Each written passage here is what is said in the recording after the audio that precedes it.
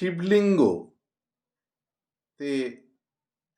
দুধ, গঙ্গাজল, ঘি, মধু, দই, তার সাথে বিশেষ কিছু যদি আমি মিলিয়ে শিবলিঙ্গের মাথায় অর্পণ করি, সেটা যদি স্বয়ম্ভু হয়, স্বয়ম্ভু মানে যেটা মাটি ফুঁড়ে উঠেছে, সেই স্বয়ম্ভূতে যদি এই জিনিসগুলো ঢালা যায় তাহলে কিন্তু অনেক সমস্যার সমাধান হতে পারে। যেমন নাকি দীর্ঘমেয়াদী রোগে ভুগছেন, গোলমরিচ একটু তার সাথে মিলিয়ে দুধ, গঙ্গাজল, ঘি, মধু, দই, তার সাথে বা গোলমরিচ আগে দিয়ে তার উপরে দুধ, গঙ্গাজল, ঘি, মধু, দই ঢেলে দিলেন শিবলিঙ্গে, তাহলে কিন্তু আপনারা দুরারোগ্য রোগ থেকে মুক্তি পাবেনই।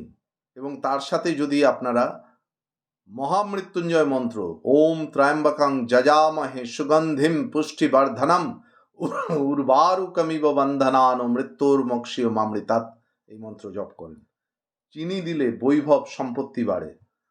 লবঙ্গ দিয়ে যদি শিবলিঙ্গে দেন না, তার সাথে দুধ, গঙ্গাজল, ঘি, মধু, দই, তাহলে যে কোনো বাধা কাটতে পারে, যত রকম বাধা হয় মানুষের জীবনে।